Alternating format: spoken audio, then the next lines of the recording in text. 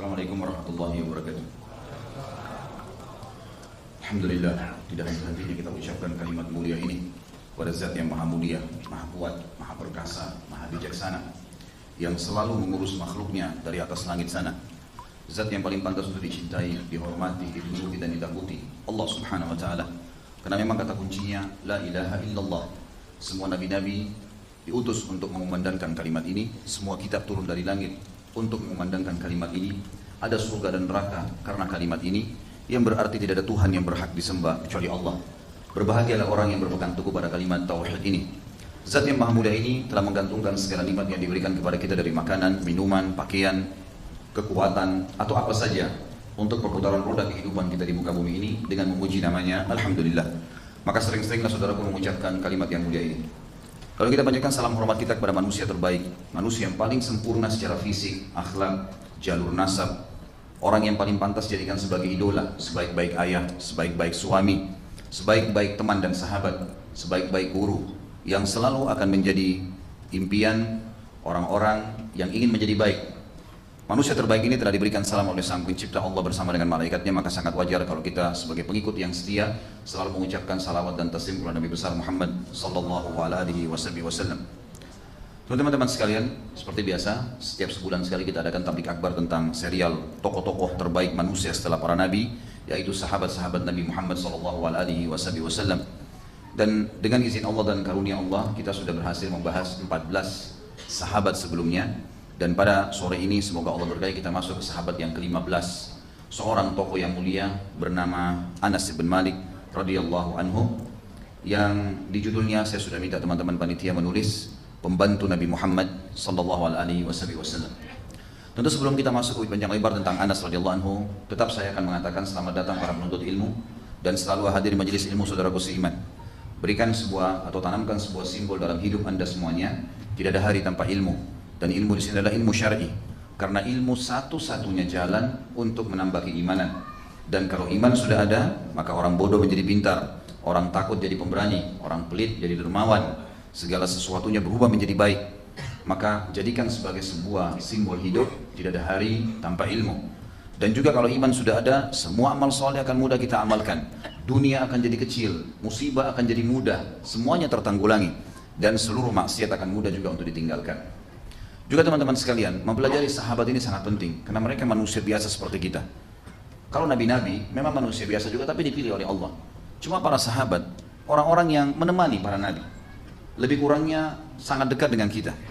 Maka lebih mudah lagi kita mencontohi mereka. Terlebih lagi, jumlah sahabat yang sangat banyak menyempurnakan informasi tentang baginda Nabi Muhammad SAW.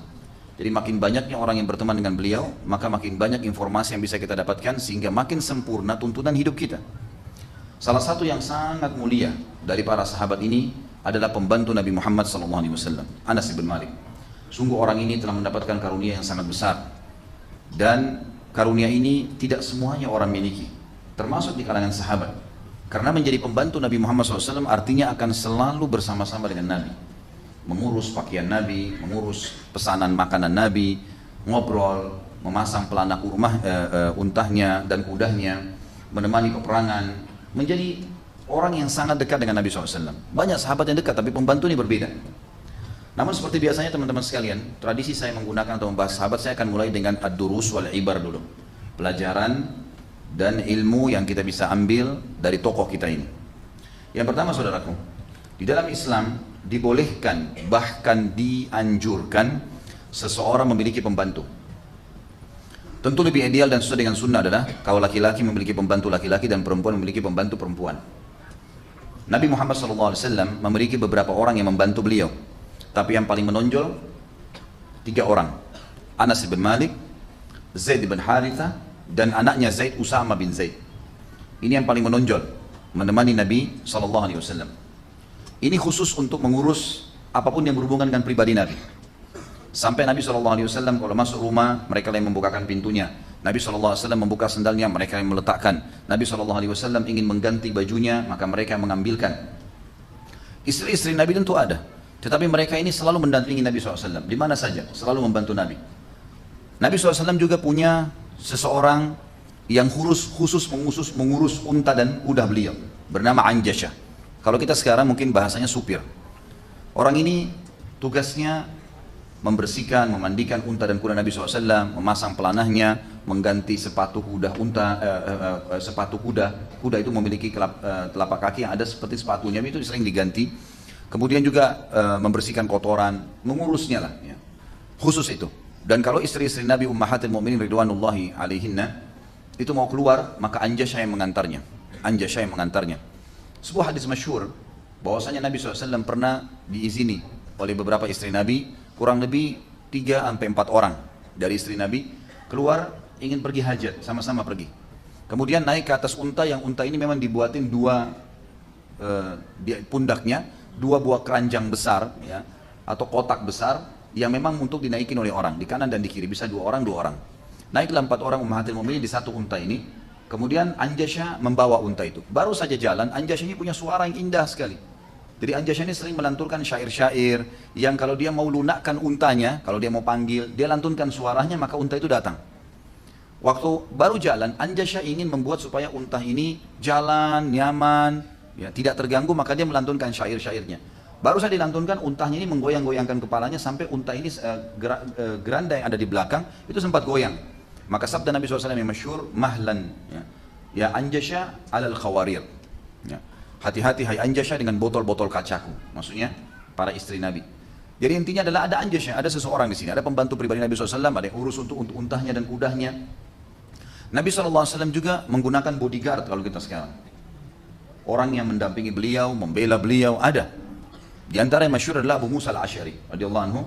Riwayat yang masyhur dalam riwayat Bukhari, kalau beliau pernah Nabi SAW merendam kakinya di air di sebuah kebun, lalu Abu Musa al-Asy'ari menjaga pintu kebun itu, tidak ada yang boleh masuk.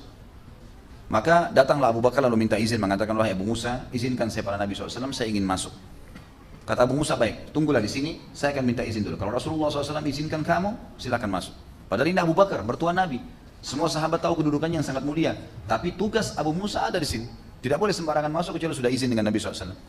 Maka Abu Musa pun melapor pada Nabi, ya Rasulullah, sesungguhnya Abu Bakar minta izin masuk. Kata Nabi SAW, izinkan dia masuk. Dan sampaikan berita gembira kalau dia termasuk penghuni surga. Masuklah. Abu Bakar duduk di sisi kanan Nabi SAW, yang waktu itu Nabi musim panas, lalu beliau merendam kakinya di air dingin. Ini juga termasuk sunnah, ya. Termasuk sunnah. Di musim panas, kita bisa merendamkan kaki kita di air dingin sehingga tubuh kita menjadi dingin. Atau kalau di musim dingin dibalik, direndam dengan air panas gitu ya. Nabi SAW melakukan itu, dan ini termasuk sunnah yang banyak orang tidak kerjakan. Yang jelas teman-teman sekalian, duduklah Abu Bakar di sebelah Nabi SAW sisi kanan, dan waktu itu Nabi SAW menggulung baju beliau sampai ke lutut supaya tidak kena air, dan Abu Bakar pun mengikutinya. Dalam kemudian datang Umar dan pamit juga mengatakan, ya Abu Musa, izinkan saya pada Nabi SAW, saya ingin masuk. Kata Abu Musa, baiklah, tunggu di sini. Kalau Nabi SAW izinkan kamu, saya akan izinkan. Masuk ke dalam mengatakan, ya Rasulullah, Umar minta izin. Kata Nabi SAW, izinkan dia masuk dan sampaikan kalau dia termasuk penghuni surga, dan beritakan kalau dia akan mati syahid. Masuklah Umar, duduk di sebelah kiri Nabi SAW, lakukan hal yang sama, rendam kaki di ember yang sama, di tempat di wadah yang sama, ya, kemudian menggulung bajunya sampai ke lutut. Lalu datang Utsman bin Affan dalam riwayat ini penutupan riwayatnya, mengatakan, hai Abu Musa, izinkanlah saya kepada Nabi SAW, saya ingin masuk bertemu. Kata Abu Musa sama, sabarlah di sini, kalau seandainya Rasulullah SAW izinkan, saya akan izinkan kamu masuk. Lapor, ya Rasulullah, Utsman minta izin. Kata Nabi SAW, izinkan dia masuk dan sampaikan kalau dia akan masuk surga, dan pada saat dia meninggal akan ditutup dengan cobaan. Utsman bin Affan dibunuh oleh para kaum pemberontak Khawarij. Yang jelas teman-teman sekalian, waktu Utsman bin Affan masuk, Nabi SAW menurunkan bajunya, menutup lutut beliau. Maka Abu Bakar berkata sama Umar, ya Rasulullah, tadi waktu kami berdua masuk Anda tidak tutup, kenapa sekarang Anda tutup? Kata Nabi SAW, tidakkah saya malu dengan laki-laki yang malaikat pun malu padanya, maksudnya Utsman bin Affan. Yang jelas teman-teman sekalian, ringkas cerita yang kita ingin sampaikan dari riwayat ini, adanya Abu Musa al-Asy'ari sebagai pendamping Nabi SAW.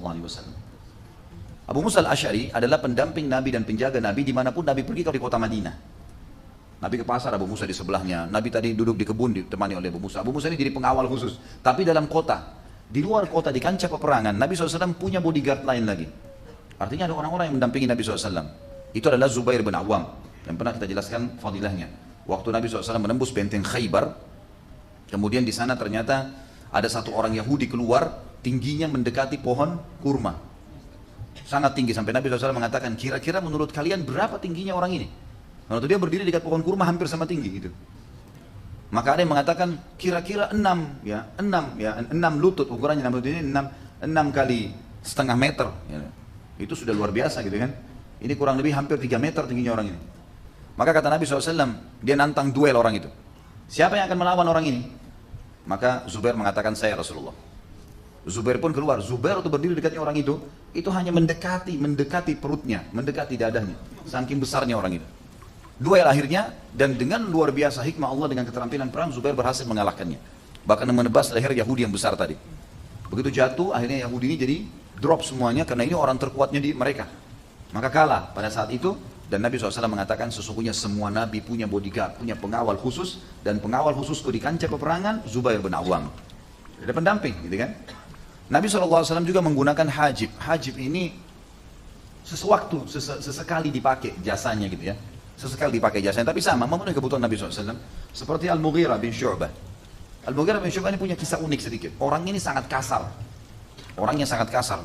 Dia, Syu'bah ini ayahnya kepala suku Thaqif di Taif. Orang-orang Badui di gunung, kalau bicara suaranya kasar. Ringkas cerita, ayahnya Syu'bah waktu meninggal dunia, maka saudaranya Syu'bah ini bernama Urwah. Urwah ini nanti masuk Islam. Waktu Urwah jadi raja, rupanya Al-Mughirah, keponakannya dia, yang waktu itu pergi bersama dengan beberapa orang, kurang lebih 13 orang dari suku Malik. Suku Malik ini ada di sebelah Taif. Ya. Mereka pergi ke Mesir, bertemu dengan Muqaykis, raja Mesir pada saat itu. Ketemulah. Kemudian karena Mughirah bin Syu'bah ini kasar sekali, kalau ngomong kasar, dan Muqaykis ini merasa terganggu dengan cara ngomongnya. Waktu pulang, 13 orang dari suku Malik dan 1 orang Mughirah dari suku Thaqif ini, semua dikasih hadiah oleh Muqaykis kecuali Al-Mughirah. Al-Mughirah nggak dikasih sama Muqaykis hadiah nih. Dia heran, kenapa nggak dikasih? Dia tanya teman-temannya 13 orang, kenapa kalian semua dikasih yang nggak dikasih? Kata mereka, mungkin kamu terlalu kasar. Gitu. Maka dia rupanya tidak terima itu. Al-Mughirah tidak terima. Waktu lagi istirahat di tengah jalan, Al-Mughirah membunuh 13 orang itu. Semuanya dibunuh, diambil hadiahnya. Al-Mughirah ambil. Begitu perilakunya lah, orang Badui. Gitu. Waktu dia mau pulang, dia tahu suku Malik ini di sebelah sukunya, sebelah Taif. Ini ribut nanti nih. Maka dia ambil inisiatif ke Madinah, ikrarkan masuk Islam. Kata Nabi SAW, wahai Mughirah, kalau Islammu kami terima, tapi perampokanmu nggak bisa, kembaliin tuh. Baiklah, akhirnya dikembalikan masalah itu. Teman-teman sekarang untuk terjadi sulh Hudaybiyah, kesepakatan Hudaybiyah pada tahun 6 Hijriah, tepatnya bulan Zulqa'dah, Nabi SAW keluar dengan 1399 sahabat. Dari Madinah mau umrah. Waktu itu masih memanas situasi karena baru selesai perang Ahzab dan Quraisy masih sangat benci dengan kaum muslimin, banyak suku-suku Arab yang masih benci. Terlebih lagi Nabi SAW berusaha menyerang beberapa beberapa suku-suku yang ikut di perang Ahzab. Nabi SAW iklanin mau umrah. 1399 keluar bersama Nabi SAW, 1400 sama beliau. Ringkas cerita, pada saat Quraisy dengar, Quraisy tahan. Tidak boleh Nabi SAW masuk ke wilayah haram. Kalau masuk wilayah haram ini berarti nanti tidak boleh diganggu karena sudah pakai baju ihram. Tentu ada panjang lebar teman-teman, kalau ikuti sirah ada panjang lebar, saya sebutkan riwayatnya, saya ringkas-ringkaskan saja. Sampai Nabi SAW menyuruh seorang sahabat itu, tahu Quraisy keluar dengan pasukan yang besar, 3.000 orang lebih dipimpin oleh Khalid bin Walid yang belum masuk Islam pada saat itu. Nabi SAW bilang pada sahabat, siapa yang bisa menunjukkan saya jalan yang tidak umum supaya kita bisa lewatin pasukan Quraisy ini tiba di wilayah haram? Kata seorang sahabat, saya Rasulullah. Kebetulan orang Mekah muhajir. Lalu ditunjuklah, Nabi SAW pergi melewatin padang pasir jauh sampai betul-betul memang melewati pasukan Quraisy. Pas tiba di bendera perbatasan haram, kudanya Nabi SAW, untanya Nabi duduk tiba-tiba. Nabi coba dorong, nggak mau. Sahabat dorong, nggak mau. Ini di depannya sudah ada bendera pembatas haram. Kalau masuk di situ orang Quraisy nggak bakal bisa ganggu. Ternyata duduk untanya. Seorang sahabat mengatakan, ya Rasulullah, kayaknya unta ini kena gangguan syaitan. Kok nggak mau masuk gitu? Kata Nabi SAW, tidak. Yang telah menahan unta ini adalah yang menahan gajah-gajahnya Abraha, Allah Subhanahu Wa Taala. Jadi gajahnya Abraha itu kan dulu kalau di depan Ka'bah duduk, tidak mau berdiri. Kalau diarahkan ke Yaman, ke negerinya Abraha, mau berdiri. Kalau ke Ka'bah nggak mau, tertahan gitu kan, supaya mereka tidak hancurin Ka'bah. Ringkas cerita teman-teman sekalian, orang-orang Quraisy pun dengar mereka kembali dengan pasukan 3.000, melihat Nabi SAW berkemah dengan para sahabat di situ. Mereka utuslah satu orang bernama Urwah, ya, Ats-Tsaqafi. Urwah ini pamannya Al-Mughirah. Waktu itu sahabat semua pakai baju ihram, Mughirah juga ikut, gitu kan. Maka Nabi SAW untuk lihat Urwah datang dari pasukan Quraisy mau negosiasi, dan Urwah ini ahli perang, ahli negosiasi, dan dia memang ingin memancing emosinya Nabi SAW dan sahabat. Kalau mereka emosi berarti datang mau perang, kalau mereka tidak emosi berarti datang umroh, karena ini pakai ihram tapi bawa pedang, ditaruh pedang di kuda-kuda dan unta mereka. Waktu Nabi SAW lihat Urwah datang, pakai pedang, perisai, takutnya nanti Urwah ini buat macam-macam sementara Nabi berihram, maka Nabi SAW menyuruh Al-Mughirah bin Syu'bah, karena dia sahabat Nabi yang keras orangnya, suruh pakai lengkap baju perang, cuma matanya yang kelihatan, berdiri di belakang Nabi SAW pegang pedang. Pada saat itu teman-teman sekalian, datanglah Urwah, lalu Urwah sengaja ingin memancing emosi Nabi SAW. Zaman dulu orang kalau mancing emosi itu pegang jenggotnya ditarik. Memang begitu. Kalau sekarang juga ya.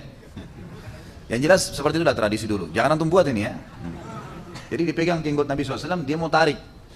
Nah ini yang mau tarik ini Urwah, pamannya Al-Mughirah. Mughirah sekarang jadi bodyguardnya Nabi di belakang. Tapi pakai baju besi semua, cuma matanya yang kelihatan. Urwah nggak kenal nih. Begitu dia mau pegang jenggotnya Nabi, langsung oleh Al-Mughirah, pedang itu kan yang tajamnya berdiriin, sekarang dibalikin sama dia, terus dipukul tangan pamannya sendiri. Sampai memar. Kata Urwah, hai Muhammad, siapa orang yang kasar nih? Dia nggak tahu kalau ini ponakannya sendiri. Kata Nabi SAW, kau tidak kenal dia? Kata Urwah, tidak tentunya. Ini ponakanmu, Al-Mughirah. Tiba-tiba Urwah berdiri mengatakan, kamu orangnya. Nanti kau ponakan saya. Baru kemarin saya bersihkan kotoran kamu. Gitu. Ponakan, dimandikan waktu kecil segala. Dan baru saja saya selamatkan kau dari masalah besarmu. Masalah besarnya apa? Ternyata tadi, waktu dia bunuh 13 orang dari suku Malik dan dia bawa lari hadiahnya mereka, itu kan masuk Islam. Lalu Nabi suruh dikembaliin sama dia hadiah itu ke suku Malik. Tapi suku Malik ini sudah terlanjur ngamuk, mau menyerang Taif. Suku Taif juga, suku Thaqif juga siap berperang, hampir berperang nih. Yang jadi kepala suku Urwah. Lalu Urwah berkata, ada orang datang pada Urwah mengatakan, hai Urwah, kamu lebih berakal daripada kau buat dua suku ini berperang. Lebih baik bayar saja diahnya 13 orang itu, bayarin dendahnya. Waktu itu orang kalau bunuh orang lain bayar 10 ekor unta. Kalau ada orang dibunuh, bayar denda 10 ekor unta, maka tidak dibunuh dia. Bayarlah sama Urwah untuk ponakannya Al-Mughirah. Maka Urwah bilang, baru saja saya selesaikan masalah besarmu kemarin, saya yang tebus tuh. Ya, dendahnya, diahnya 13 orang suku Malik yang kamu bunuh. Sekarang tanganku kau akan potong gitu. Kata Mughirah, walaupun kau sudah bayarin saya, ini Rasulullah, nggak bisa. Kalau kau dekat saya penggal gitu. Tapi saksi bahasan teman-teman dari kisah yang panjang tadi ini, Al-Mughirah digunakan tenaganya oleh Nabi SAW. Yang kita tidak beratkan teman-teman sekalian, kalau dalam Islam memang kita diajarkan untuk tidak mendominasi pekerjaan sendiri. Kita dianjurkan teman-teman berbagi dengan teman-teman yang lain, terutama kalau punya potensi. Misal orang di kantor punya sekretaris, punya bendahara yang urus keuangan, dibagi pekerjaan itu. Ada orang yang bagian di lapangan, humasnya, ada ini, ada itu bagus. Dan ulama mengatakan kalau orang menggunakan hajib tadi, atau seperti inilah pembantu dan seterusnya, atau mungkin dalam perusahaan pegawai, ya, orang-orang yang membantunya, kalau dia niatkan karena Nabi SAW melakukannya, maka itu satu hal yang positif, bisa berpahala. Kita lihat orang yang menggunakan banyak orang, Allah Subhanahu Wa Taala juga mudahkan rezekinya membayar gaji-gaji mereka, akhirnya jadi mudah semuanya. Tapi kalau kita lihat orang yang mau mendominasi sendiri semuanya mau dikerja, ini akan kerepotan. Bagi waktunya susah, yang ngatur waktu, dan masih banyak potensi yang akhirnya terbengkalai. Baiklah, teman-teman sekalian, kita akan masuk dulu di poin itu, poin pertama ya, bolehnya menggunakan jasa untuk membantu ya. Apapun pekerjaan kita selama tidak ada pelanggaran agama. Misal kalau kita butuh sekretaris untuk laki-laki, ya laki-laki juga gitu kan. Mungkin ummahat kita atau akhwat kita juga menggunakan dari akhwat. Yang jelas menggunakan tenaga orang adalah bagian daripada perintah agama kita. Dan itu dibolehkan. Kalau diniatkan karena Nabi SAW melakukan, maka berarti pahala. Ingat, semua ummahatil mukminin ada pembantunya. Semua di rumah ada pembantu. Jadi jangan kita anggap di sini, nanti akan kita masuk ke poin kedua ya, bagaimana bermuamalah dengan pembantu. Poin pertama dulu difahami, boleh ada pembantu.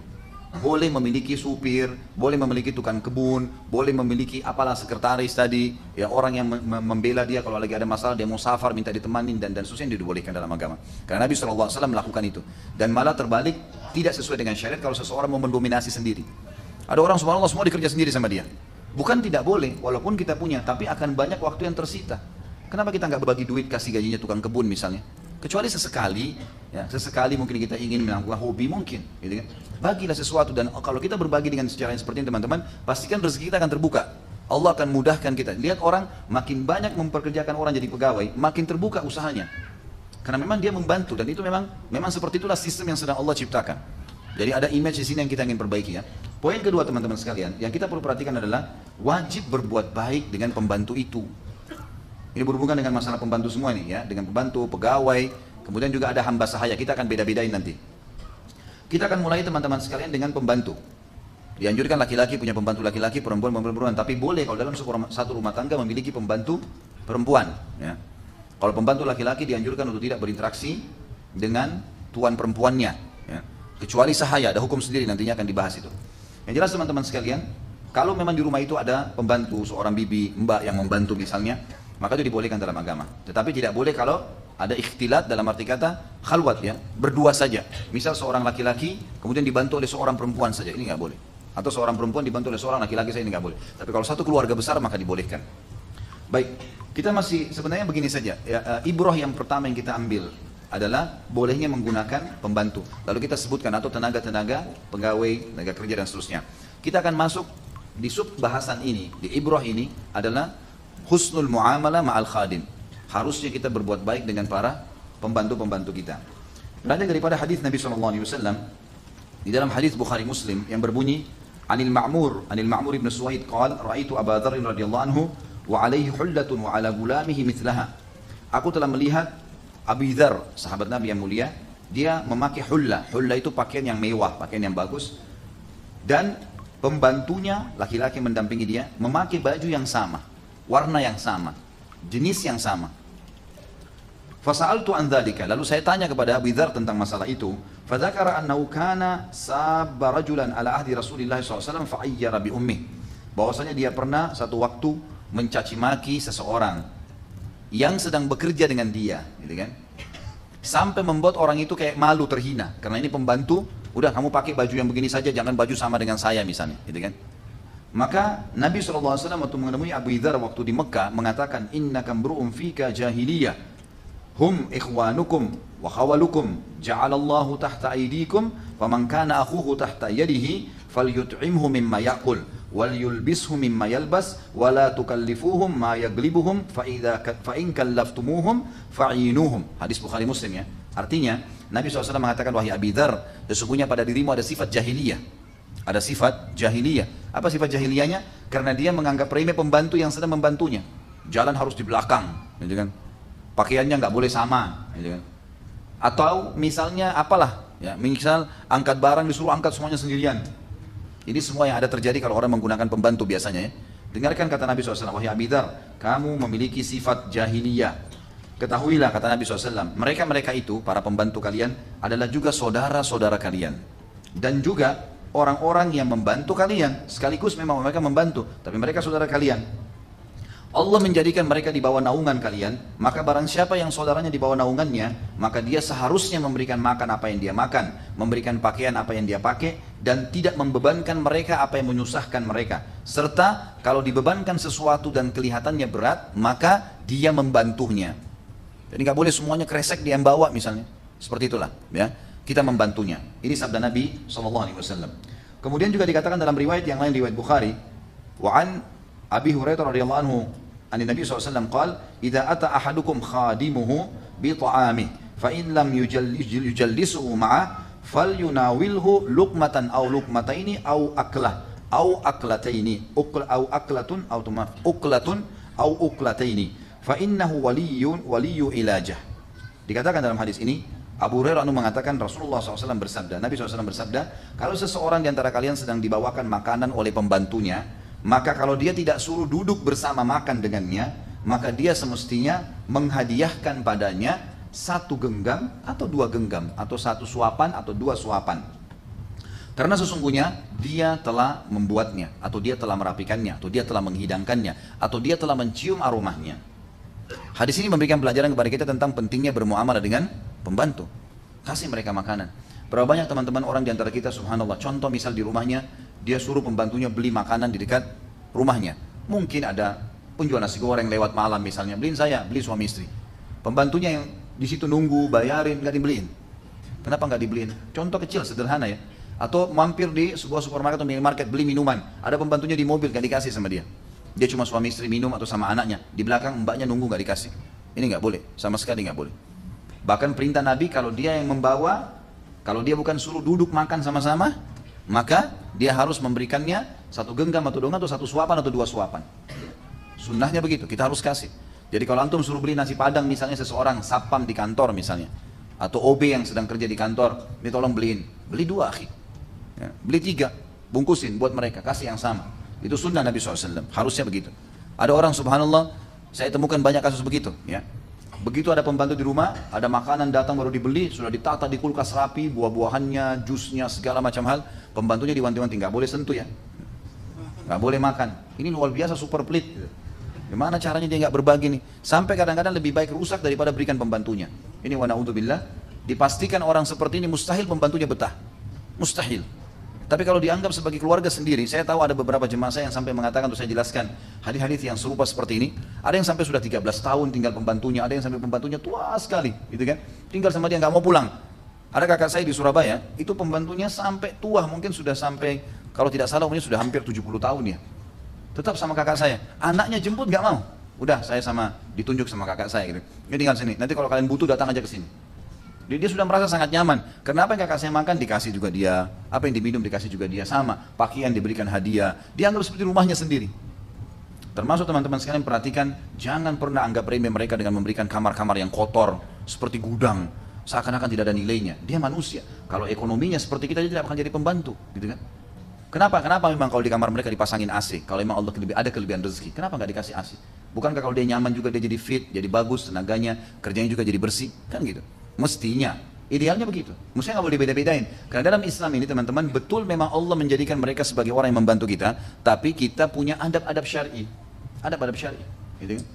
Sampai Talha bin Ubaidillah radhiyallahu anhu, sahabat Nabi yang mulia, itu punya budak, jumlahnya puluhan orang. Tapi kalau Talha jalan, sama, sulit dibedain mana Talha dengan yang orang-orang budak-budaknya ini. Susah dibedain. Karena rame-rame semuanya dibeliin baju seragam sama dia. Tentu tidak harus satu warna, tapi mungkin baju yang sama. Jadi jangan juga maksudnya ada orang yang kelihatan sekali gitu loh. Kalau ini tuan, ini pembantu, kelihatan sekali. Karena dari pakaian, dari sendal jepitnya, dari penampilannya semua kelihatan beda sekali. Kenapa ini harus begitu? Harusnya jangan ya. Jadi teman-teman yang suka ngeluh karena pembantunya sering pergi keluarnya, pelajari dari sini. Gitu ya. Karena mereka sangat pelit, makanan sulit, pakaian juga sulit, gitu kan. Sampai kadang-kadang pakai pakaian di rumah itu sudah pakaian yang sangat kumuh. Gitu. Saya berapa kali ingatkan istri saya, hati-hati. Apapun yang kamu pakai, ada sesuatu, kasih. Berbagi, gitu kan. Dahulukan mereka. Maka berikan makan, bagi. Begitu ada datang buah, bagi. Berikan dulu mereka, baru taruh buat saya. Baru taruh buat kita. Jadi beli anggur, beli apel, bagi dulu. Kasih dulu mereka, sudah dibagi buat mereka, baru bawa ke kita. Supaya hilang rasa sombong, hilang rasa merasa lebih. Karena memang sudah bersyukur Allah jadikan mereka mau membantu kita, gitu kan. Sudah syukur. Hati-hati teman-teman, jangan bilang, oh karena saya kasih gaji. Dari mana gaji? Allah yang mudahin buat kita kerja dan dapat uang. Jangan sampai sombong ya. Ini penting untuk dipelajari. Hadis ini memberikan pelajaran kepada kita yang sangat luar biasa. Ya. Baik, itu masalah pembantu. Artinya dalam Islam boleh pakai pembantu. Gitu kan. Allah berikan untuk rezeki, pakai tenaga, gak masalah. Gitu kan. Yang rawat ini, yang rawat itu tuh pakai tenaga-tenaga mereka. Dan insya Allah akan berikan rezekinya. Ini kalau pembantu. Sekarang kita pindah kalau pekerja, pegawai, perusahaan kah, kita buka usaha, pakai tenaga pegawai teman-teman sekalian. Tentu cari saudara-saudara muslim yang baik. Kemudian kita kerjasama dengan mereka. Itu pun kita berbaur dengan mereka. Jangan sampai kesannya karena atasan nggak pernah senyum, nggak pernah salam, gitu kan. Saya kalau masuk ke restoran saya, maka saya bercanda sama teman-teman pegawai. Ngumpul, duduk, ngobrol-ngobrol, bercanda. Saya tanya sudah berapa juz kamu hafal, datang. Kenapa tadi telat? Kenapa begini? Kok bajunya seperti ini? Sambil bercanda. Kadang-kadang mereka tertawa, gitu kan. Tidak ada sesuatu, tidak ada jarak. Kenapa harus merasa bahwasanya kita lebih dari orang lain? Gitu kan. Kita boleh teman-teman. Dan dalam Islam dianjurkan dalam hadis riwayat Muslim, kalau kita memiliki pegawai, asal bukan pelanggaran fatal, seperti misal masalah mencuri, misal masalah menipu, misal masalah tidak sholat, ya, ini lain ini. Atau dia melakukan dosa-dosa besar. Tapi kalau kesalahan, mungkin jatuhin gelas, mungkin lupa melakukan satu perbuatan, maka kita harus tahu teman-teman sekalian, kalau dalam Islam kita dianjurkan selalu memaafkan. Seorang sahabat punya kebun kurma. Luas kebun kurmanya, pegawainya banyak, sampai ratusan orang. Nah kadang-kadang kalau dia kasih instruksi, kalau sekarang mungkin masih ada, mungkin dipasang speaker, kalau di kebun-kebun itu pasang speaker yang jarak jauh, bisa instruksi maka terdengar gitu kan. Kalau sekarang, dulu kan tidak bisa, maka ini sahabatnya kecapean, karena datang ke sini, dia sudah instruksikan, dia ke ujung pegawai yang kesekian, dia kembali, ternyata ini belum selesai kerjaannya. Maka dia bingung, gimana nih? Harus saya pecat, karena terlambat bekerja, atau saya maafin saja, datang kepada Nabi SAW, ya Rasulullah, pegawai saya begini ya Rasulullah. Apa yang saya harus lakukan? Apakah atau sampai batas mana saya harus memaafkan pegawai saya?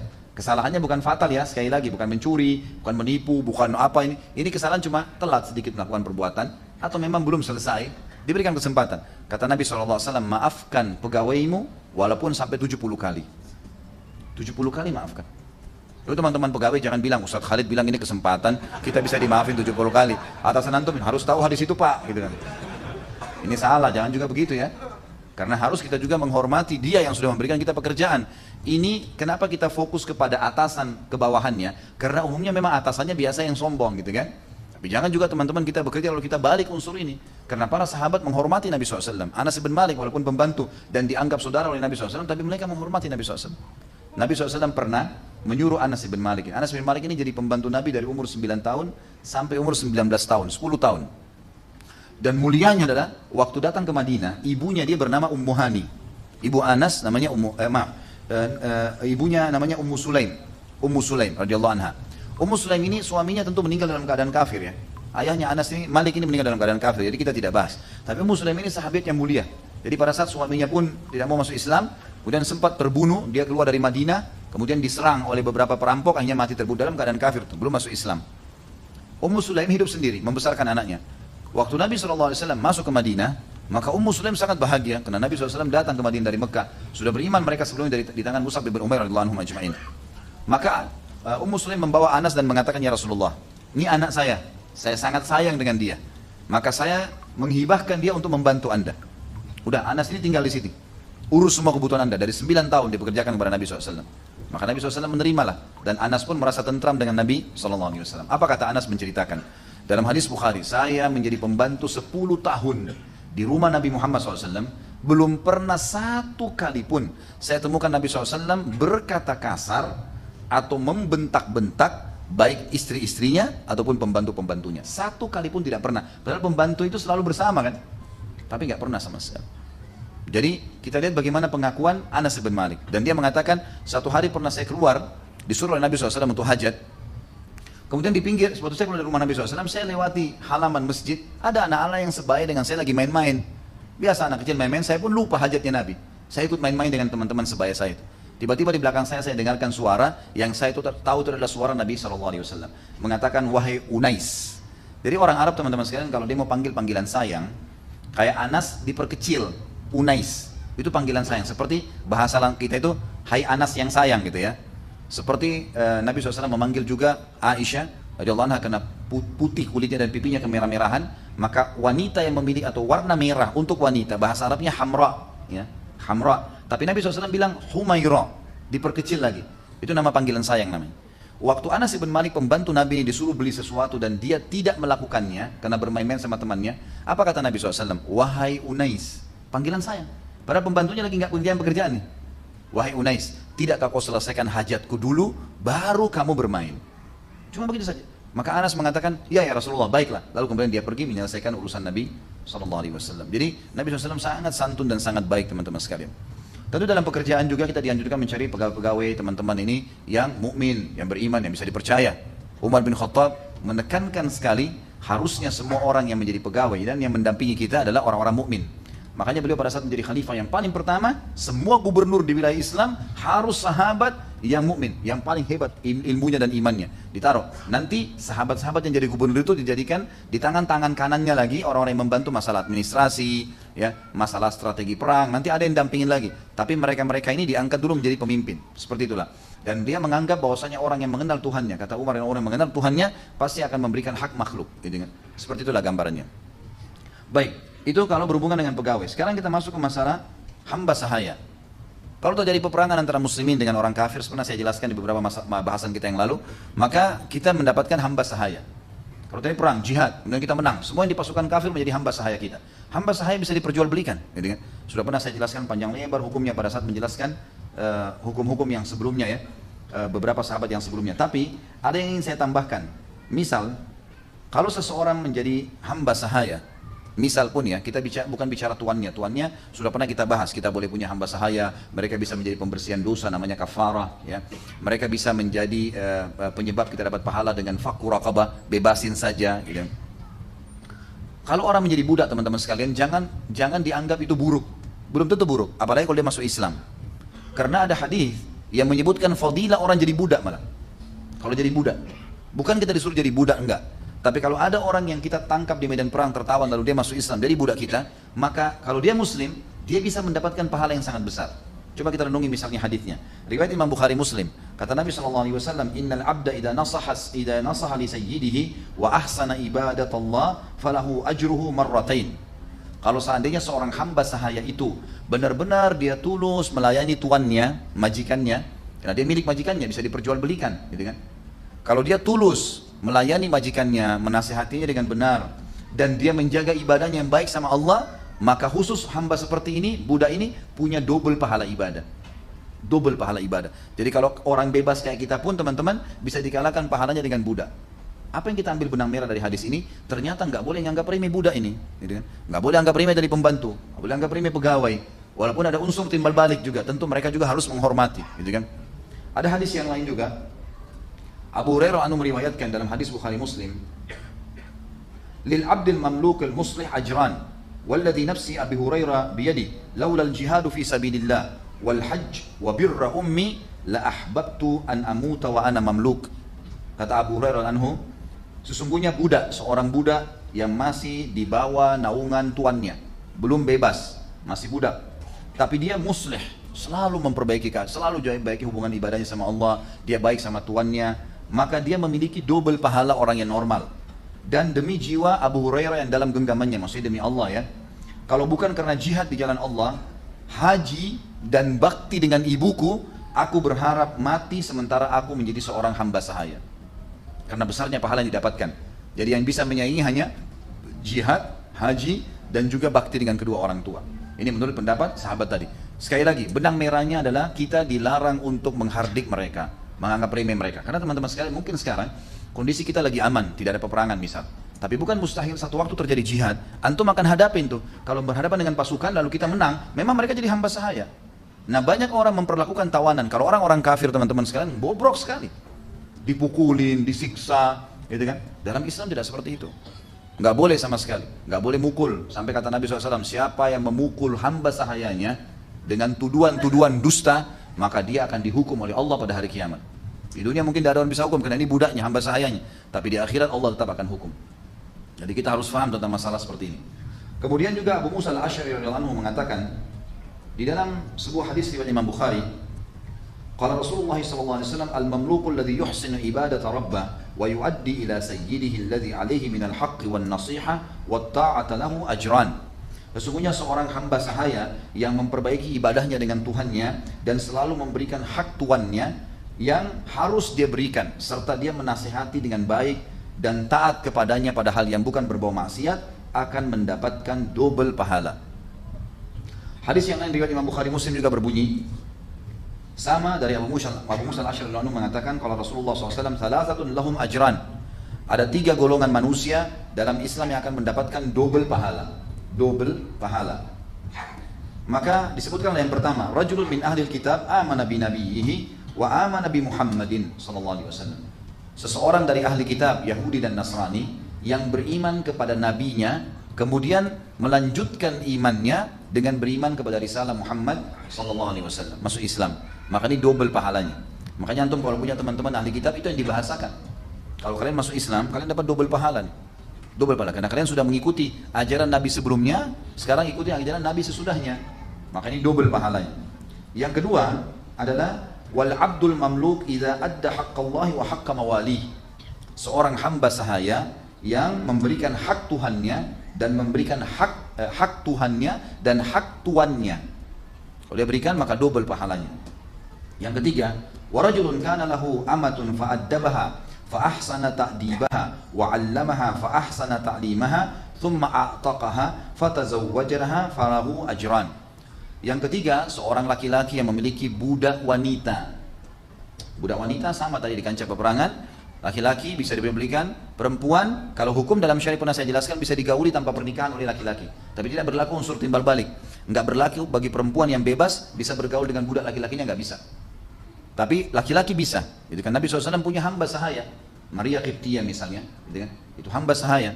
Memang Nabi SAW dalam riwayat yang sahih tidak menikahinya. Itu memang dalam Islam disebutkan au ma malakat aimanukum. Pernah kita jelaskan masalah ini. Tapi Islam mengajarkan adab yang lebih mulia. Apa kata Nabi SAW? Orang yang ketika mendapatkan pahala double adalah seseorang yang memiliki budak wanita yang dia didik dengan sebaik-baiknya seperti mendidik anaknya sendiri. Dididik, diajar adab, tata krama, bahasa, mungkin disekolahkan, kemudian dia bebaskan dari keterbudakan, lalu dia nikahi. maka dia mendapatkan double pahala. Orang ini dapat double pahala. Artinya, walaupun budak sahaya wanita boleh digauli tanpa pernikahan, tetapi kalau dibebaskan dinikahi jauh lebih afdal, pahalanya double, gitu kan? Dan ini teman-teman sekalian, tentu kita bicara masalah hamba saya berarti bicara masalah tawanan perang ya. Sekali lagi, orang-orang selain muslim, agama selain muslim ini luar biasa bobroknya dalam masalah tawanan nih. Di dalam Islam, tawanan tidak boleh diganggu gugat. Sampai Nabi SAW lalu mengingatkan, berbuat baiklah pada asir. Asir itu adalah tawanan.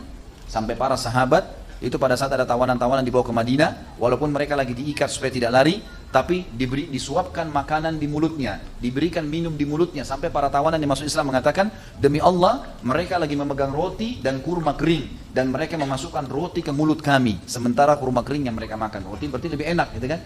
Dan kalau roti jatuh di mulut, dari mulut kami, tawanan karena lagi diikat tangannya, maka para sahabat Muhammad itu memperebutkan roti tersebut, membersihkan lalu memasukkan kembali ke mulut para tawanan.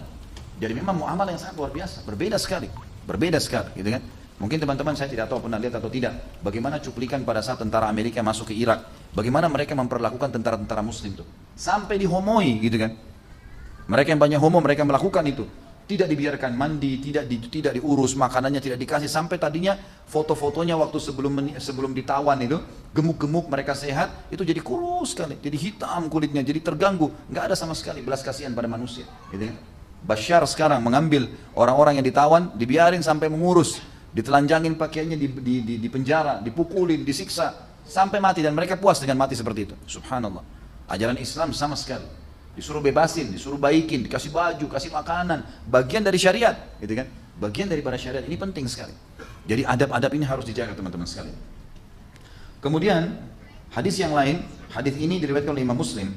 An Suwaid bin Mukrin qala, laqad ra'aituni sab'atin min bani Maqrin ma lana khadimun illa wahidah latamaha asgharuna fa amara Rasulullah SAW an nu'tiqaha wa fi riwayatin sabi'a ikhwatun li. Seorang sahabat bernama Suwaid ibn Mukrin, beliau mengatakan, aku bersaudara 7 orang, dan ketujuhnya ini kami berasal dari suku Makrin ya. Dan di rumah kami itu ada 1 orang pembantu saja. Hanya ada 1 orang pembantu.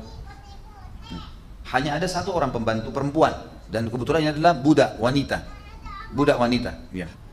Kata Suwaid bin Mukrin, saya bersaudara 7 orang dan semua dari suku Mukrin. Maksudnya dari ibu dan ayah ya. Dan di rumah kami hanya ada 1 pembantu. Kebetulan dia selain membantu juga budak wanita. Maka adik kami yang paling kecil menampar budak wanita itu. Pada saat ditampar budak wanita tersebut dan sampai berita kepada Nabi SAW, Nabi SAW menyuruh membebaskan budak tadi. Nggak boleh, menampar nggak boleh. Kalau hamba sahaya, kata ulama hadis menjelaskan hadis riwayat Muslim ini, tidak boleh ditampar, padahal hamba sahaya itu bisa diperjualbelikan. Bagaimana dengan pembantu, bagaimana dengan supir, bagaimana dengan pegawai. Semua ini teman-teman sekalian tidak boleh sama sekali dihina. Nggak boleh hina saudara muslim, harus kita fahamin. Subhanallah, saya ambil pelajaran dari guru-guru kami dulu di Madinah. Itu kalau masuk di kelas teman-teman, masuk di kelas ya, masuk ngobrol, dia sampaikan materi segala. Tapi kalau sudah ketemu di luar, biasa ngobrol, bercanda. Bahkan kadang-kadang subhanallah dalam majelis ilmu di Masjid Nabawi, saya pernah bertemu dengan guru-guru saya, duduk di sebelah saya tuh, belajar dari ulama yang sama. Padahal ini guru-guru kami sudah doktor di kampus, sudah luar biasa, dosen, sudah menjadi rujukan. Duduk dalam majelis halaqah, duduk sama orang-orang. Berapa banyak orang yang tidak bisa melakukan ini, merasa dirinya lebih dari orang lain, sudah nggak mungkin hadir di pengajian, sudah nggak mungkin. Makanya hati-hati, orang Islam tidak ada seperti itu. Sesuatu yang benar, sesuatu yang wajar, nggak ada masalah. Bahkan Nabi Muhammad SAW dikatakan dalam riwayat teman-teman sekalian, Nabi SAW itu bisa tangannya dipegang oleh budak wanita, ya, budak perempuan anak kecil di Madinah, dan bisa membawanya kemana saja. Jadi kan Nabi SAW saking toleransinya dengan masalah ini. Riwayat yang lain, Abu Mas'ud radhiyallahu anhu, sahabat Nabi yang mulia, ini sempat hadir di perang Badar ya, terkenal. Ini bukan Abdullah bin Mas'ud lain, ini Nabi Mas'ud dan sahabat Nabi yang lain lagi. Dia mengatakan, kuntu adribu gulaman li bisaut. Suatu hari aku pernah memukul budakku dengan pecut, ya, dengan pecut. Fasami'tu sautan min khalfi, i'lam Aba Mas'ud, falam afhamus saut minal ghadab. Ada suara dari belakangku mengatakan, wahai Abu Mas'ud, ketahuilah, tapi aku tidak bisa menangkap suara siapa itu, karena aku sangat emosi pada saat itu. Falamma dana, pada saat suara itu makin dekat denganku, idza huwa Rasulullah SAW. Ternyata itu adalah suara Rasulullah SAW. Faidah huwa yaqul, pada saat itu Nabi mengatakan, "I'lam Aba Mas'ud, aqdar alaika minka ala hadzal gulam. Allahu aqdaru alaika minka ala hadzal gulam. Faqultu la adribu mamlukan ba'dahu abada." Maka Nabi SAW mengatakan, ketahuilah bahwasanya Allah, wahai Aba Mas'ud, lebih mampu, bisa lebih cepat menghukummu daripada kau menghukum budakmu ini. Maka Abu Mas'ud pun akhirnya sadar, bertobat kepada Allah lalu mengatakan, demi Allah ya Rasulullah, mulai hari ini saya tidak akan memukul lagi budak-budakku. Di dalam riwayat yang lain dikatakan, fasaqata as-sautu min yadi min hibatihi sallallahu alaihi wasallam. Maka jatuhlah pecut dari tanganku karena wibawahnya Nabi sallallahu alaihi wasallam. Kemudian juga dalam riwayat yang lain ditambahkan, ya Rasulullah, huwa hurrun liwajhillah. Sesungguhnya wahai utusan Allah, budak ini aku bebasin karena Allah, karena perbuatanku tadi. Faqala, maka Nabi SAW mengatakan, ama laula taf'al, laulam taf'al, lalahatka lalafahatkan nar au lamasatkan nar. Rawahu Muslim. Kalau kau tidak lakukan, karena tadi dia bilang, Abu Mas'ud mengatakan, ya Rasulullah, saya bebasin aja orang ini sebagai tebusannya deh, saya sudah pukul tadi dia.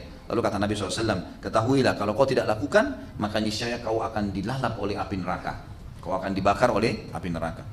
Jadi hati-hati teman-teman sekalian. Pernah juga ada orang-orang dilewatin oleh seorang sahabat Nabi, dalam riwayat ini tidak pernah disebutkan atau tidak tersebutkan riwayatnya, namanya, tapi dikatakan seorang sahabat Nabi pernah melewatin ada orang yang sedang disiksa. Ternyata orang yang disiksa ini adalah para ahli bukan ahli dhimma ya, orang-orang kafir yang semestinya membayar jizyah, upeti. Kan kita kalau perangin satu wilayah tawarin Islam ya, kalau mereka nolak bayar jizyah, upeti. Kalau mereka nolak maka diperangi kan gitu. Nah ada satu wilayah rupanya dulu itu tidak mau masuk Islam, nggak mau juga perang, maka mereka memilih jizyah. Berarti hak umat Islam setahun sekali akan dibayar. Ini biasanya ditentukan per kepala, diberikan satu keranjang kurma dan seterusnya. Seperti itulah sebagai bentuk kehinaan karena mereka menolak agama Allah Subhanahu Wa Taala. Ringkas cerita teman-teman sekalian, ada orang-orang Muslim rupanya dia punya hak upeti, lalu dia datangin dan dihukumlah orang-orang yang kafir tadi yang tidak bayar jizyah dengan cara disiramin air-air yang panas di kepala mereka. Yang lakukan ini orang Muslim, bukan orang kafir. Maka sahabat ini mengatakan, sungguh saya telah mendengarkan Nabi SAW bersabda, Allah akan menghukum siapapun manusia yang menyiksa manusia yang lain. Riwayat lain, makhluk yang lain. Teman-teman contoh misal, pegang hadis Nabi dari Bukhari, fi kulli kabidin ratabatin ajr. Ada juga hadis yang mirip diriwayatkan oleh Imam Tirmidzi. Dua-duanya sahih. Kata Nabi SAW, di setiap denyut kehidupan ada pahala. Kenapa teman-teman pada saat antum tangkap tikus harus disiram dengan air panas? Ada orang begitu. Dikeluarin dari tokohnya, diperangkap, taruh di depan. Saya pernah lihat sendiri disiram dengan air panas, kena jengkel dengan tikus tersebut. Apa hubungannya? Nggak ada hubungannya sama sekali kan. Yang penting keburukannya sudah hilang. Sampai kata Nabi SAW, فَإِذَا قَتَلْتُمْ فَأَحْسِنُوا الْقَتْلَ. Kalau kalian pun harus membunuh, bunuh dengan cara yang santun, yang baik. Artinya memang mungkin dipukul sekali udah. Sampai hadis tentang masalah membunuh cicak, ya, dapat 100 pahala. Dan Aisyah punya cambukan khusus di rumahnya radhiyallahu anha untuk mencambuk cicak, gitu kan. Hikmahnya apa? Allahu a'lam. Yang jelas banyak pendapat ulama. Yang kita kembalikan adalah perintah Nabi SAW. Kata Nabi, siapa yang membunuh cicak dapat 100 pahala. Ulama merincikan, yang memukul cicak 1 kali mati, artinya memang kaget gitu terus mati, dapat 100 pahala. Yang memukulnya 2 kali turun. Yang menyiksa-nyiksa bisa nggak dapat pahala. Ya. Ada orang pernah, teman saya, waktu itu saya masih SMA, yang masih di Madinah. Kami baru masuk di Madinah. Semoga Allah maafkan. Saya satu kamar, orang Indonesia sama-sama. Pas siang, kami lagi tidur siang, sebenarnya ada AC, entah dari mana tuh lalat. Ganggu lagi tidur nih. Saya udah ngusir-ngusir, lalatnya tak ada. Rupanya dia tidur di sebelah saya gitu. Entah bagaimana saya tertidur, pas saya bangun, rupanya dia udah nangkap lalat itu. Dipegang sama dia lalat itu. Diangkat meja belajar kami diangkat, ditaruh di kakinya. Loh, kenapa akhi? Dari tadi ganggu ana nih. Apa hubungannya nih? Kan kalaupun harus lepaslah ke udara udah selesai kan, misal contoh ya. Kalaupun mau bunuh mungkin dikepuk terus mati selesai. Ini enggak, dijepit, ditaruh di atas. Di bawah kaki meja diangkat, ditaruh, dijepit. Ini lalat aja begitu, gimana kalau dia punya anak tuh? Mana kalau dia punya istri kan gitu ya. Itu bahaya loh, terbawa ya. Orang yang terbiasa melayankan tangan, biasa mukul, biasa caci maki ini terbawa kemana-mana loh. Tapi kalau kita terbiasa lembut, santun gitu kan. Nabi SAW itu cirinya dengan para sahabat teman-teman, kalau jalan semuanya dianggap seperti tidak punya keterampilan bela diri. Seperti orang biasa sekali kalau jalan. Enggak kakinya ribut kah, enggak kelihatan sombong kah, enggak, biasa saja. Sampai nggak tahu. Dan sampai kadang-kadang musuh-musuh Islam menganggap para sahabat itu biasa semua. Bukan ahli perang nih, kelihatannya dari penampilannya gitu. Waktu mereka bertemu baru mereka kaget. Ternyata orang ini luar biasa, gitu kan? Orang yang luar biasa. Jadi memang kita disuruh merendah, ya. Tidak usah pamer-pamer sana sini. Saya yakin teman-teman sih, masya Allah banyak yang ahli bela diri, saya yakin. Kalau baru belajar 2-3 jurus, biasanya cari gara-gara di jalan. Nah, tapi kalau sudah pintar, sudah mahir, pasti nggak kelihatan. Biasanya begitu. Baiklah. Yang jelas teman-teman sekalian itu beberapa hadis Nabi tadi. Dan ada hadis yang lain riwayat Imam Muslim, kata Nabi SAW, "Man daraba gulaman lahu haddan lam ya'tihi aw latamahu fa inna kaffaratuhu an yu'tiqah." Kalau seandainya ada seseorang memiliki hamba sahaya, lalu dia memukulnya, menamparnya, memukulnya, meninjunya, menendangnya, semua masuk dalam masalah bahasan ini, atau dia mencambuknya dengan alat, ya, maka dendahnya, kafarahnya dia membebaskan dari keterbudakan. Udah gak boleh lagi sama dia, udah bebasin, itu dendahnya. Maka dia akan selamat dari hisab pada hari kiamat tentunya. Tentu saya bahasakan ini teman-teman sekalian, untuk tuan, atasan, ya, atau orang yang sedang punya wewenang orang lain di bawah dia, maka dia harus menjalankan semua apa yang disebutkan oleh Nabi SAW tadi, dan dia berharap pahala di situ. Begitu pula dengan orang yang sedang diperlakukan baik dari pembantu, pegawai, dan budak hamba sahaya, mereka juga harus benar-benar memposisikan diri untuk menghormati tuan yang telah berbuat baik. Karena kata Nabi SAW, ya, al-jaza min jinsil amal, balasan akan datang sesuai dengan kadar perbuatan seseorang. Ini semua panjang lebar teman-teman, pelajaran pertama, ibrah. Dan ini memang yang paling banyak kita sering titik beratkan, tentang bolehnya menggunakan pembantu, bodyguard tadi, sekretaris, pegawai, segala macam. Dan kemudian hukum-hukum yang berhubungan dengan mereka, fadilah-fadilahnya, kalau kita berbuat baik, ataupun mereka yang menjadi pembantu tadi, supir kah, tukang kebun kah, atau apa saja, semuanya teman-teman. Dan ini bukan pekerjaan yang buruk, pekerjaan yang baik. Sampai Abu Hurairah tadi mengatakan, kalau bukan karena jihad, haji, bakti sama ibu saya berharap mati dalam keadaan saya hamba sahaya. Baik. Pelajaran yang kedua, nanti ini kita baca dalam kehidupannya Anas bin Malik, ya. Ini saya sebutkan pelajarannya dulu baru kita masuk ke riwayat hidup beliau. Jadi yang kedua adalah Anas bin Malik, karena menjadi pembantu Nabi, maka beliau termasuk orang yang paling banyak meriwayatkan hadis, ya. Yang meriwayatkan hadis laki-laki ada dua, yang paling banyak Abu Hurairah dan Nabi dan Anas bin Malik. Sebagian ulama juga mengatakan Anas bin Malik karena memang dia banyak sekali meriwayatkan hadis, gitu kan? Banyak sekali. Jadi bisa ribuan hadis yang disebutkan oleh Anas bin Malik, dan rata-rata hadis ini semuanya kuat, ya. Kemudian yang kita ambil pelajaran di sini, pelajaran yang kedua adalah bagaimana Anas karena menjadi pembantu, maka dia telah mengambil pelajaran yang sangat besar dari kehidupan Nabi SAW, termasuk dalam masalah ibadah. Sampai dinukil, kalau di dalam buku kita ini disebutkan bahwasanya tidak ada orang yang sholat seperti sholatnya Nabi SAW mengalahkan Anas bin Malik. Jadi memang sholatnya seperti sholat Nabi SAW. Ini ada disebutkan tentunya di buku kita, ya.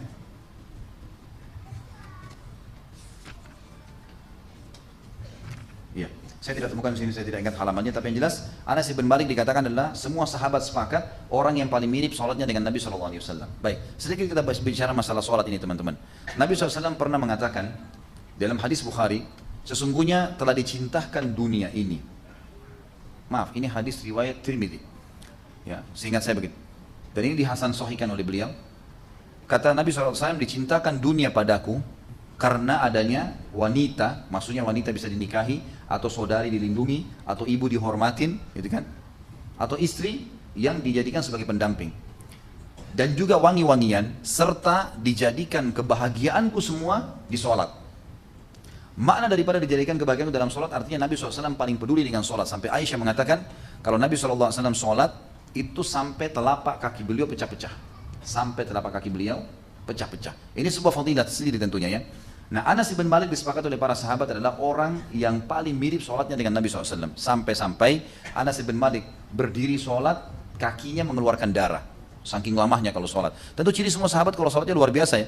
Sampai dikatakan mereka kalau sholat, semua sahabat cirinya kalau sholat ini, mereka berdiri seperti batang pohon yang kuat, gitu kan. Pernah disengat lebah, salah seorang mereka berdarah tapi tidak bergerak, ya. Jadi memang banyak ciri khas sholat-sholat para sahabat. Di antaranya Anas bin Malik ini punya fadilah sendiri berhubungan dengan masalah ini.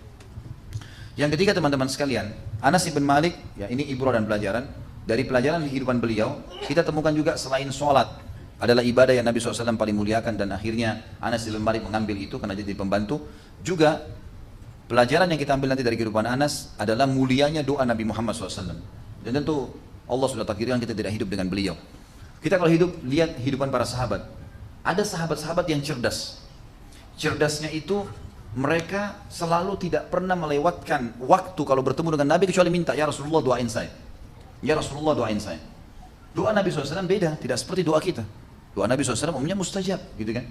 Dan ini disebutkan dalam riwayat, Anas bin Malik ini, karena pernah waktu Nabi SAW main ke rumahnya, ke rumah ibunya Ummu Sulaim, kemudian ada tantenya dia Ummu Haram, kemudian juga bersama dengan Anas bin Malik dan beberapa keluarganya, Nabi SAW main di situ. Lalu kemudian Nabi SAW sempat tertidur. Lalu Ummu Sulaim ini, ibunya Anas, melihat Nabi SAW berkeringat. Lalu dia pun mengambil botol-botol, diletakkan di bawah pakaian Nabi SAW. Jadi beliau tidur ada seperti kalau kita kursi, tapi kursinya dari pelapa-pelapa kurma. Ada netes keringat Nabi, diletakkanlah botol di bawahnya sehingga jatuh keringat tersebut. Lalu Nabi SAW terkaget. Lalu Nabi mengatakan, apa yang kau lakukan? Dia Ummu Sulaim mengatakan, ibunya Anas, ya Rasulullah, saya jadikan keringat anda minyak wangi buat saya dan anak-anak saya. Kata Nabi SAW dalam sebuah riwayat, asabti, kau sudah mendapatkan itu. Lalu Ummu Sulaim mengatakan, ya Rasulullah, ini Anas nih, Anas, saya punya hajat penting. Ya. Kata Nabi SAW, apa hajatnya? Doakan dia. Doakan dia. Maka keluarlah doa Nabi SAW yang masyhur. Dan ini kemuliaan buat Anas radhiyallahu anhu yang disebutkan dalam banyak riwayat sahih. Dan ini kalau teman-teman yang pegang buku di lembaran pertama di halaman 103 di buku kita ini, doa Nabi, Allahumma akthir ma'lahu wa waladahu wa barik lahu fi. Ya Allah, perbanyaklah harta dan anaknya dan berkahilah untuknya harta dan anak itu. Dan itu teman-teman sekalian, kalau kita mau baca tentang kisah berhubungan dengan masalah ini, kita bisa melihat di halaman 111 sampai 112 ya. Silakan kalau yang pegang buku dibuka dulu halaman 111 sama 112. Ada beberapa riwayat yang berhubungan dengan masalah itu. Di situ ditulis oleh penulis ini keberuntungan meraih doa Nabi SAW. Riwayat pertama, Anas bin Malik radhiyallahu anhu berkata, sungguh beruntung. Anas bin Malik sungguh beruntung, kata penulis, bisa meraih doa Nabi SAW. Diriwayatkan dari Anas, ia berkata, Rasulullah SAW berdoa untukku, Allahumma akthir ma'lahu wa waladahu wa atil hayata. Ya Allah, perbanyaklah harta dan anaknya serta panjangkanlah umurnya. Allah memperbanyak hartaku, kata Anas bin Malik, sampai pohon anggurku berbuah 2 kali dalam setahun. Selalu anggur berbuah setahun sekali kan gitu. Khusus kebunnya Anas itu sampai 2 kali setahun. Anak dari sulbiku sebanyak 106. Anak keturunannya 106. Ada riwayat nanti menyebutkan 129. Bahkan ada cucu Anas bin Malik meninggal duluan, Anas masih hidup. Karena panjangnya umurnya. Anas bin Malik ini waktu meninggal teman-teman, semua rambutnya putih, alisnya saking tebalnya dan putih itu sampai putih semua, gitu kan. Dan menutupi sebagian matanya, radhiyallahu anhu. Jadi Allah SWT betul-betul memberikan berkah karena doa Nabi SAW. Ya Allah, perbanyak hartanya, perbanyak keturunannya, dan panjangkan umurnya. Riwayat yang lain dari Anas radhiyallahu anhu berkata bahwasanya Nabi SAW mengunjungi Ummu Sulaim, ibunya beliau, ibunya Anas. Lalu Ummu Sulaim menyuguhkan kurma dan mentega. Maka Nabi SAW bersabda, kembalikanlah kurma kalian ke wadahnya dan mentega kalian pada tempatnya, karena aku sedang puasa. Lalu Nabi SAW berdiri ke sebuah sudut di rumah, beliau mengerjakan sholat sunnah ya, bersama kami. Maksudnya beliau mengerjakan sunnah, tapi tidak dijelaskan sholat sunnah, qobliyah kah, ba'diyah kah, yang jelas atau duha, karena tidak disebutkan waktunya. Lalu maksudnya bersama kami, maksudnya kami ikut sholat, tidak bukan berjamaah, tapi juga ikut mengerjakan sholat itu. Sebagian ulama hadis mengatakan kemungkinan adalah sholat duha.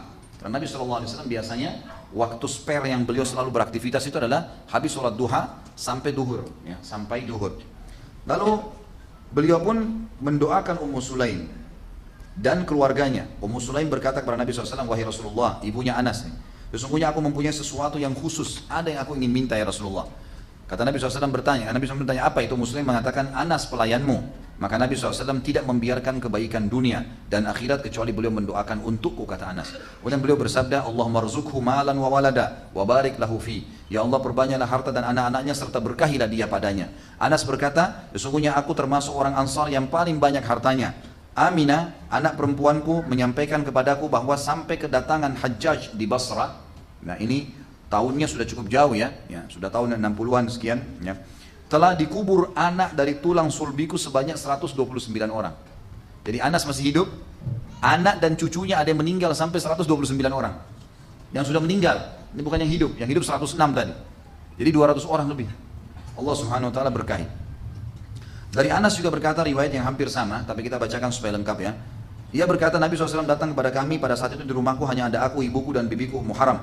Lalu beliau berkata, berdirilah, aku akan sholat bersama kalian. Pada saat itu bukan waktu sholat, lalu beliau sholat bersama kami. Ya. Tapi tidak disebutkan di sini tentang masalah sholatnya. Sebagian ulama hadis mengatakan kemungkinan di sini adalah di waktu sholat tahajud. Nabi SAW ingin membangunkan Anas bin Malik, kemudian bangunlah ibunya dan tantenya. Lalu Nabi SAW mengajak mereka sholat karena Sholat yang dikerjakan berjamaah oleh Nabi di riwayat cuma disebutkan tentang sholat tahajud kalau sunnah. Seorang laki-laki berkata kepada Thabit, di mana Nabi SAW meletakkan Anas darinya? Thabit berkata, di sebelah kanannya. Artinya kalau orang sedang sholat laki